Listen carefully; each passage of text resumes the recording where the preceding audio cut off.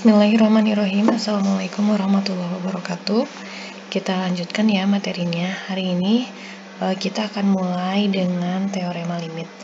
Jadi teorema limit ini sebetulnya adalah aturan yang sudah dibuat gitu untuk mengoperasikan limit ya, baik itu operasi penjumlahan, pengurangan, perkalian, pembagian, atau perkalian dengan skalar gitu ya. Dan jadi di sini kalian dengan mudah, ya ini seperti aturan-aturan yang biasa gitu ya. Kalau misalkan ada perkalian dengan skalar, misalkan ya ini skalarnya tinggal pindahkan ke depan gitu ya. Atau kalau misalkan ada penjumlahan, perkalian, dan pengurangan gitu ya, ini limitnya kalian tinggal distribusikan saja ya. Jadi ini bisa masuk gitu ya ke F dan ke G ya. Begitupun yang selanjutnya gitu ya, pembagian atau misalkan yang akar gitu ya, atau pangkat, ini bisa kalian distribusikan dulu limitnya, baru seluruhnya dipangkatkan gitu ya. Begitupun dengan akar. Kalau dengan akar, ini limitnya juga bisa masuk ke akar ya, bisa masuk sehingga nanti yang diakarkan adalah limit dari suatu fungsinya. Nah, contoh penggunaannya, misalkan ini ada perkalian dengan skalar dan pangkat.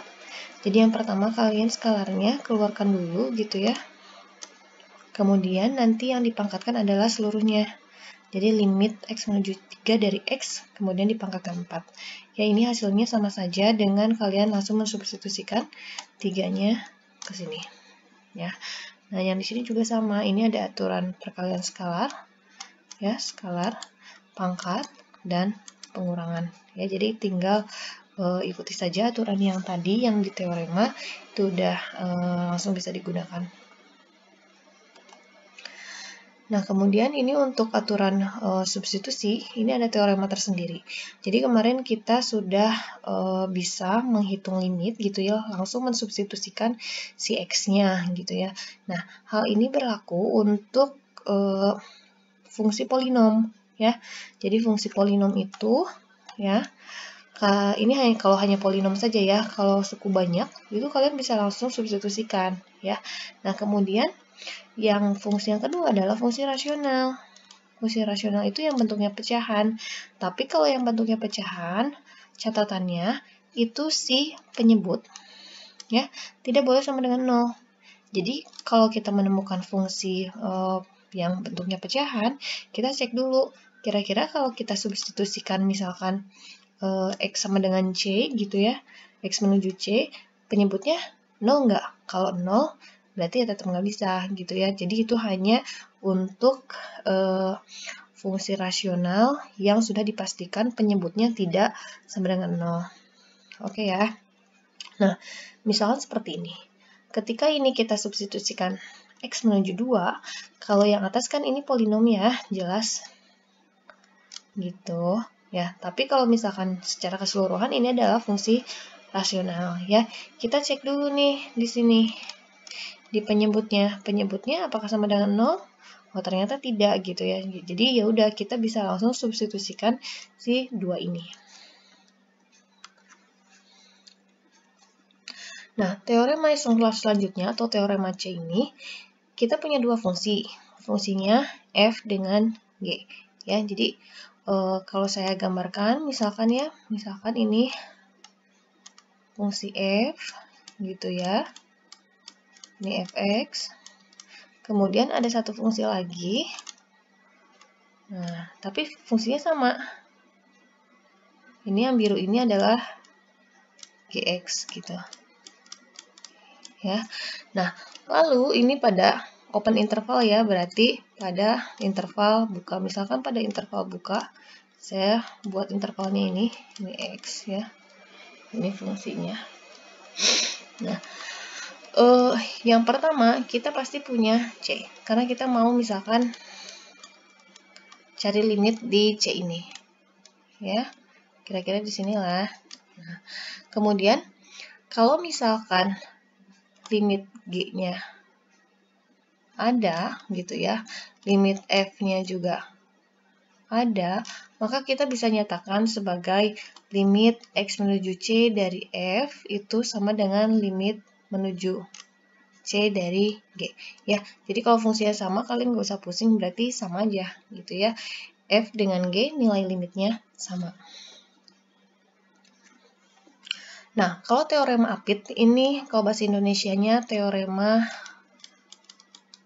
Apit ya. Karena ada fungsi yang diapit. Nah, kalau teorema Apit ini kita punyanya 3 fungsi. Misalkan fungsinya pertama fx, ya. Fungsi yang kedua gx, dan fungsi yang ketiga adalah hx. Nah, si gx ini diapit oleh fungsi f dan h, ya. Jadi, misalkan kalau di ilustrasi ini, dia fungsi f-nya ini f, ini h. Nah, g ini posisinya diapit, gitu, ya. Kemudian kita akan punya c. Ya, C misalkan kita mau tahu nih limit di C itu berapa sih gitu. Nah, kita cukup mengetahui limit F dan hanya saja. Jadi kita udah tahu limit X menuju C dari F, dari Fx ya. Dan kita mengetahui limit X menuju C dari Hx. Nah, karena teorema Apit ini, maka misalkan ini sama ya, ini L, ini juga L. Nah, karena pengaruh teorema Apit ini, maka nilai limit dari G itu sama dengan L juga gitu ya, karena G itu diapit oleh F dan H. Ya. Nah, ini contohnya. Nah, misalkan kita punya fungsi seperti ini ya. Nah, yang pertama kita nyatakan yang ini F, yang ini yang sin itu fungsi G, dan yang satu ini fungsi H. Ya. Nah, artinya ini fungsi G diapit oleh F dan H, atau yang ini ya. F itu yang kuadratik, ini saya gambar di Maple. Jadi ini fungsi F. Ya, ini fungsi G yang sin, dan ini fungsi H sama dengan 1 ya. Nah, sekarang yang mau kita tahu adalah kalau misalkan kita ingin tahu ini per ya harusnya lim menuju 0 untuk sin x per x ya. Walaupun kita udah tahu misalkan hasilnya 1, kita gunakan teorema Apit ini. Nah, kita tahu kan bahwa f ini kalau kita substitusikan 0 jadinya kan 1 min 0 kuadrat per 6 ya. Ini sama dengan 1. Ya, ini lim x menuju 0 ya. Nah, kemudian lim x menuju 0 dari 1 juga 1. Maka dengan kata lain, kita cukup tahu yang limit dari f dan h ini, kita akan otomatis sudah tahu gitu. Lim x menuju 0 dari si fungsi g atau fungsi sin x per x ini. Dia sama dengan 1. Gitu ya cara penggunaannya. Nah, kemudian yang subbab selanjutnya adalah limit khusus trigonometri. Ini tidak akan saya bahas terlalu lama gitu ya. Jadi cukup mengenalkan aja bahwa terdapat limit-limit khusus. Di antaranya ini limit yang untuk sin, tan, sek gitu ya, dan selanjutnya. Kemudian yang ini yang khusus, yang pertama yang tadi sudah kita tahu ya, limit T menuju 0 dari sin T per T, atau boleh T-nya ganti dengan X, itu sama dengan 1, dan yang kedua adalah limit T menuju 0 dari 1 min cos T per T sama dengan 0. Ya, ini limit khusus yang harus kalian ingat karena nanti kedepannya akan terus digunakan. Nah, selanjutnya adalah ada limit di ta hingga. Nah, ini harus kita garis bawahi bahwa limit di ta hingga. Ini ada kata-kata di ta hingga. Ya, kita fokus bukan limitnya yang nilainya ta hingga, tapi si C-nya. Jadi di sini adalah C sama dengan ta hingga. Ya, artinya kalau misalkan C itu adalah suatu bilangan yang kita ingin tahu limitnya di situ, itu ta hingga. Jadi X-nya menuju ta hingga. Ya, hati-hati jangan sampai salah mengartikan. Ya, contohnya kita lihat grafik satu ini ya. Nah, kalau kita plot fungsi gx sama dengan x per 1 plus x kuadrat, itu ini akan terus menuju 0. Ya, ini kalau terus kita lanjutkan ini terus gitu ya, ini juga terus gitu ya. Nah, dia akan terus menuju 0. Nah, kemudian kita plot ya satu per satu. Contoh, kita ambil nih, karena dia x-nya tahingga, jadi kita harus ambil terus angka yang besar gitu ya. Misalkan kalau x-nya kita ambil 10, maka ini kan pembaginya jadi 10 kuadrat plus 1. Ya, ini hasilnya. Kemudian kalau 100, maka pembaginya akan semakin besar. Kalau 1000, pembaginya makin besar lagi gitu ya. Nah, sehingga kalau misalkan kita ambil x yang makin terus gitu ya, makin besar, ini pembaginya makin besar. Otomatis hasilnya juga akan semakin kecil. Nah, semakin kecilnya ini menuju kemana? Ya, nah ini kalau kita lihat di tabel ini, dia akan menuju ke 0. Ya, sehingga limit x menuju tahingga dari fungsi yang tadi adalah 0.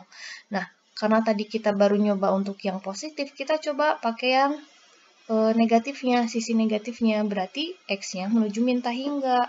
Ya, kalau x-nya menuju min tahingga, nah kita sama saja, tapi di sini kan ada kuadrat ya, jadi tidak masalah gitu, mau ke tahingga atau min tahingga pasti hasilnya sama gitu ya, sehingga untuk yang min tahingga juga ini akan menuju ke 0. Di sini ya, min tahingga. Nah, sekarang kita masuk ke definisi yang lebih mendalam terkait limit di tahingga tadi. Nah, yang pertama kita definisikan untuk yang tahingganya positif, ya, positif tahingga, x menuju positif tahingga. Nah, sekarang kita akan punya fungsi, dia terdefinisi di C, misalkan ini, saya nyatakan aja ya, ini mulai dari C, intervalnya tutup, tapi sampai tahingga, gitu ya, untuk beberapa di sini, untuk beberapa C. Artinya, di sini kalau kita punya C, akan ada C1 gitu ya, C2, C3, dan selanjutnya. Gitu ya. Nah, kemudian kita nyatakan dia limit x menuju tahingga, berarti kan C-nya itu sebetulnya terus gitu ya, sampai C berapa? C berapa yang mau kita cari gitu ya, mau nyari limit di C berapa. Ya. Jadi limit ini sama dengan L jika epsilon lebih dari 0, maka terdapat suatu bilangan M. Nah, misalkan kita nyatakan M-nya di sini nih. Nah, tapi perlu diingat bahwa ini kalau kita x-nya menuju tahingga, artinya apa? Artinya akan ada suatu bilangan yang lebih dari M. Kalau kita tadi urutkan C1, C2, C3, pasti di sini akan ada C yang lebih besar dari M. Dan C itu adanya di X. Betul ya? Adanya di sumbu X gitu. Maka di sini kita nyatakan akan ada X yang lebih besar lagi dari M gitu, sedemikian sehingga fx, yang ini ya, yang definisinya fx min L kurang dari epsilon. Jadi ini yang epsilonnya ini di sini ya. Ini kalau kita lihat, apakah hanya cukup di M? Kalau di M jadinya terbatas dong, ya. Maka kita akan terus, ini grafiknya juga terus gitu ya, terus terus jalan gitu ya. Akan ada X yang lebih besar dari M. Ya, paham ya? Nah, itulah kenapa dia limitnya di X menuju tahingga. Nah, kalau di X-nya menuju min tahingga, nah, secara ilustrasi gimana? Secara ilustrasi kebalikannya. Misalkan saya gambarkan, ini berarti X-nya ke sini ya. Misalkan ada fungsi, nah gitu. Ini saya nyatakan di sini sebagai F, ini ada epsilon, ini juga ada epsilon, ini L ya, fx. atau ini L. Ya, oke, yang tadi L ya, langsung saja ini L. Gitu. Nah, kemudian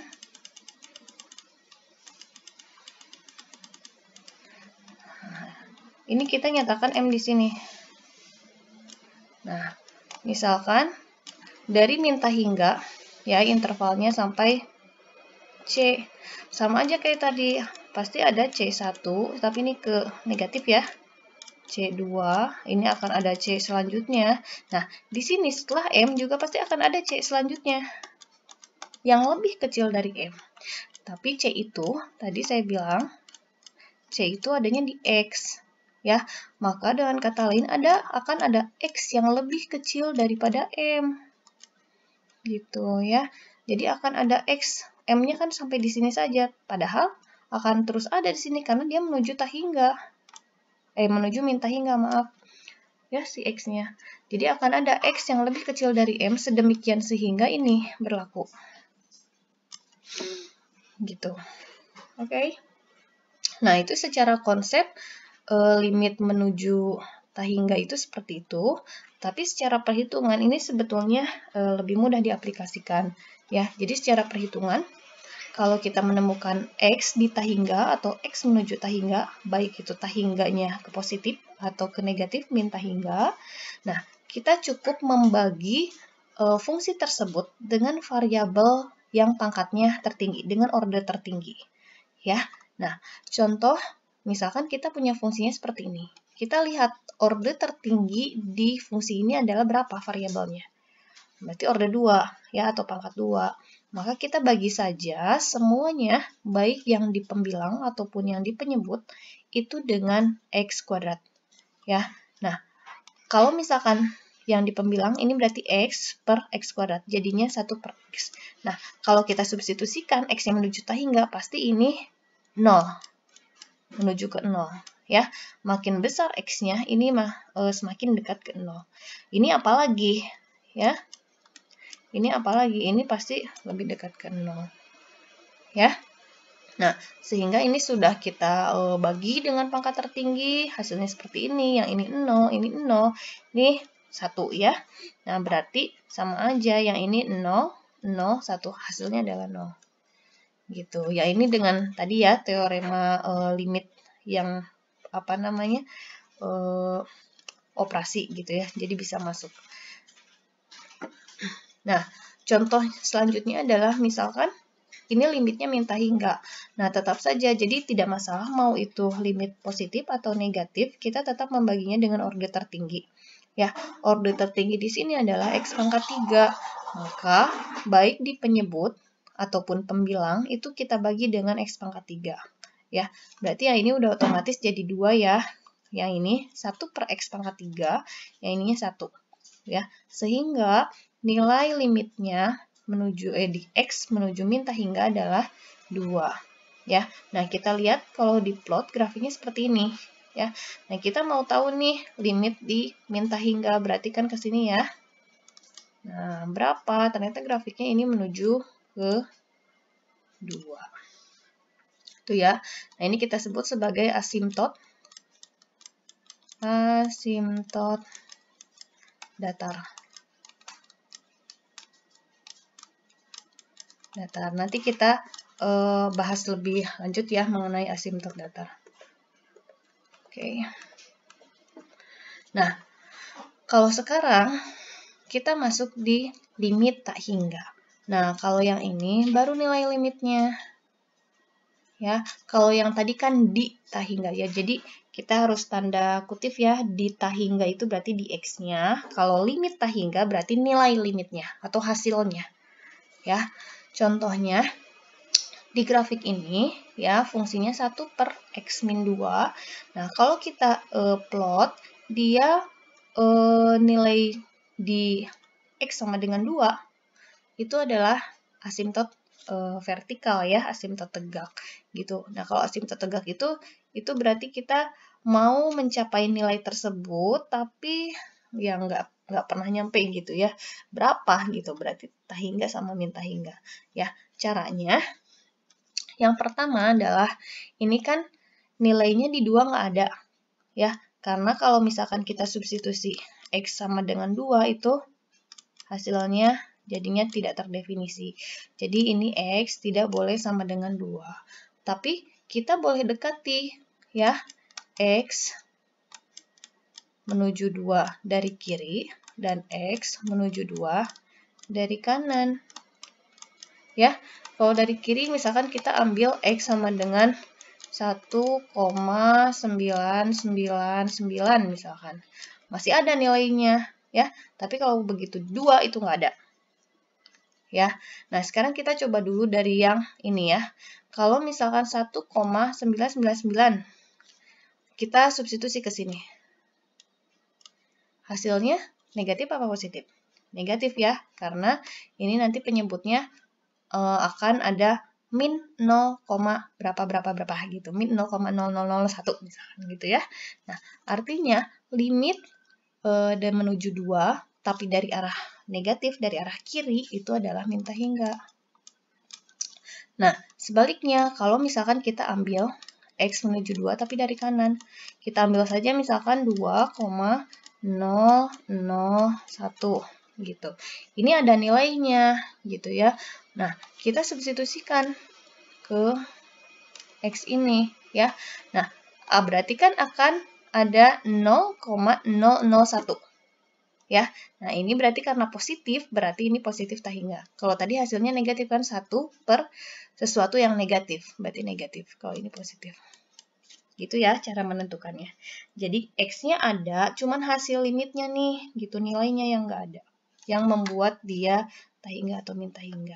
Nah, ini secara definisi berarti nilai limitnya akan tak hingga gitu ya. Jadi kalau misalkan kita punya M, tapi fx-nya pasti akan lebih dari M.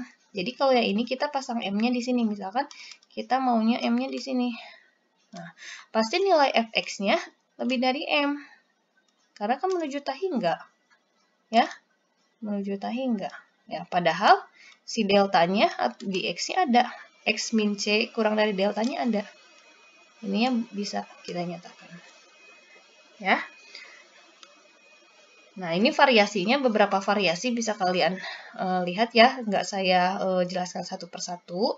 Gitu. Kita langsung masuk saja ke contoh. Ya, contohnya kita punya fungsi nih. Ya, kita mau tahu ini kalau misalkan kita selidiki dulu fungsinya. Kalau misalkan X-nya sama dengan 1, boleh nggak? Tidak kan? Karena kalau misalkan X-nya sama dengan 1, ini membuat pembagian dengan 0. Artinya ini syaratnya X sama dengan 1. Tapi X bisa kita dekati dari X negatif gitu ya, atau dari 1 negatif, atau X dari sebelah kanan 1. Ya. Nah, caranya seperti yang tadi. Kalau misalkan ini, kita ambil saja misalkan X-nya, satu yang negatif itu misalkan 0,999 misalkan ya. Nah, gitu. Artinya di sini kan 0,999 kurangi 1 ya, dikuadratkan. Nah, pasti kan akan jadi positif juga ya, karena pengaruh kuadrat ini. Ini hasilnya positif. Nah, kalau yang ini saya masuk ke sini ya. Saya ambil misalkan X-nya dari arah positif 1,0001 misalkan gitu. Ya. Kemudian dikurangi 1, berarti kan ada 0,0001 dikuadratkan. Positif juga kan hasilnya, maka di sininya tak hingga. Sehingga baik dari arah kiri ataupun arah kanan itu hasil untuk fungsi berikut adalah tak hingga ya. Secara grafik kita dapat lihat ya, baik dari satu dari kiri ataupun satu dari kanan, dia menuju terus melaju ke atas ya, ke tak hingga. Nah, kemudian contoh selanjutnya. Nah, ini kalau kita faktorkan, ternyata ada dua larangan. Yang pertama larangannya di X sama dengan 2, berarti X-nya nggak boleh ya. Nggak boleh 2, X-nya juga nggak boleh 3. larangannya gitu. Karena kalau misalkan salah satunya aja terpenuhi, ya misalkan X sama dengan 2, oh ya udah, berarti dia tidak terdefinisi gitu atau membuat pembagian dengan 0. Nah, kita lihat dulu lah yang X sama dengan 2.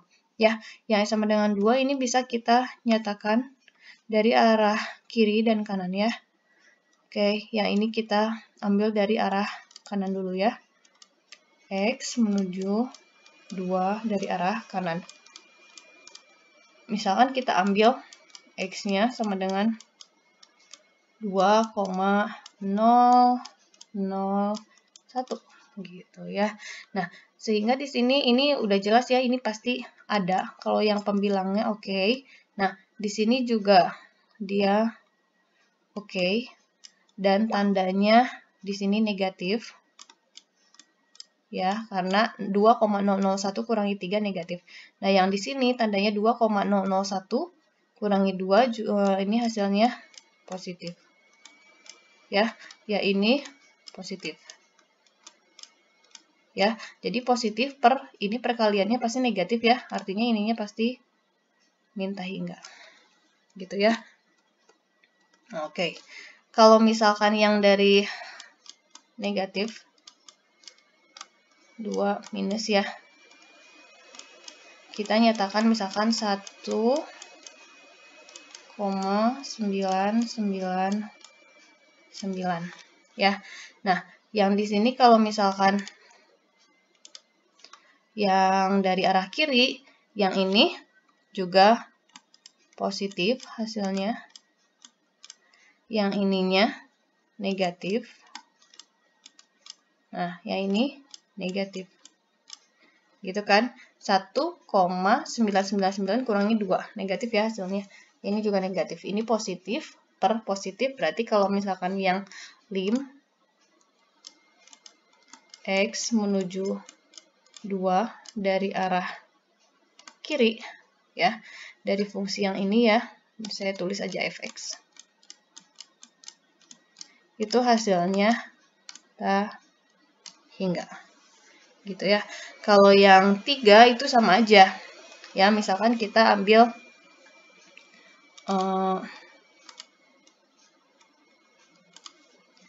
X menuju 3 dari arah kiri. Ya, kita ambil X sama dengan 2 misalkan, 0,99 ya.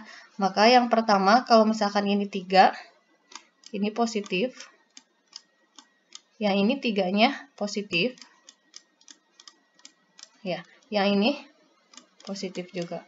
Maka nanti nilai limitnya lim X menuju 3 dari arah kiri fx ya sama dengan plus hingga ya. Tapi kalau misalkan yang 3-nya kita ambil dari arah kanan, lim atau ini dari arah kanan ya, X menuju 3 dari arah kanan nih. Saya ambil X-nya sama dengan 3,001. Oke, maaf tadi yang ini 2, ini negatif ya. Yang ini tadi negatif. Ini negatif, yang ini positif. Ya, ini berarti negatif hingga. Ya. Oke, yang ini lim X menuju 3 dari kanan untuk fx. Nah, sekarang kalau yang 3,001 yang di sini positif. Yang ini positif. Yang ininya positif ya. Berarti ini hingga. Gitu ya. Nah, saya bedakan warnanya supaya nanti terlihat jelas. Nah, jadi yang asimtot ini ada hubungannya antara asimtot tegak dan asimtot mendatar. Jadi kalau asimtot tegak itu hubungannya dengan nilai limit atau si fx-nya yang tak hingga. Nilai limit. Nilai limit fx. Gitu. Ya, kenapa? Karena kalau asimtot tegak, kita harus bayangkan dia misalkan seperti ini. Ya, grafiknya. Dan ini adalah fx. Ya, jadi fx-nya dia terus melaju gitu ya, asimtot gitu. Ya. Nah, jadi nilai limitnya, makanya nilai yang di setelah sama dengannya ini. Ini asimtot tegak. Ya. Nah, kalau asimtot mendatar, ini limit yang maksudnya bukan limitnya, ini nilai C-nya yang tak hingga. Jadi kalau mendatar yang harus kalian bayangkan adalah ketika kita punya fungsi, misalkan fungsinya gitu. Ya, di sini asimtot. Nah, berarti fx bukan fx-nya yang nggak ada, tapi si C-nya. Gitu. Ya, yang tidak ada, maka di sininya adalah lim x menuju tak hingga atau min tak hingga. Gitu ya. Nah, contohnya adalah kita punya fungsi fx sama dengan 2x per x min 1. Jadi kita selidiki dulu ya, x-nya berarti nggak boleh sama dengan 1. Ya, kalau misalkan kayak gini, artinya kita boleh dekati x dari arah kanan dan dari arah kiri. Kalau yang dari arah kanan, berarti kita bisa ambil nih 1,001 misalkan ya.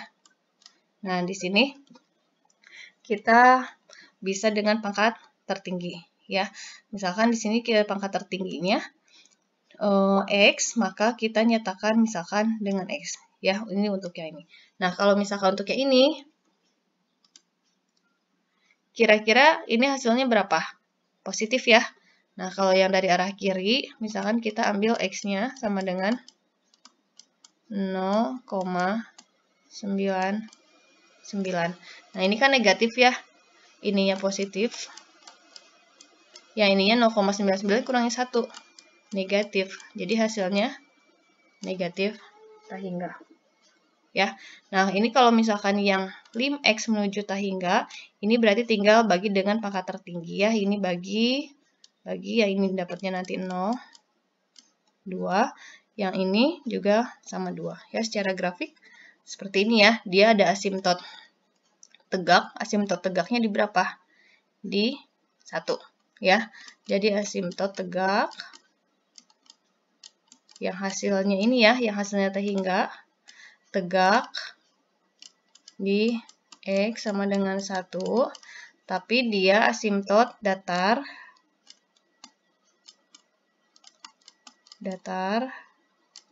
ya, kalau misalkan x-nya menuju tak hingga atau plus minus tak hingga. Gitu. Ya. Oke. Ya, jadi untuk hari ini cukup ya materinya. Sampai nilai limit di tak hingga dan limit-limit tak hingga. Oke. Silahkan selamat menyimak. Assalamualaikum warahmatullahi wabarakatuh.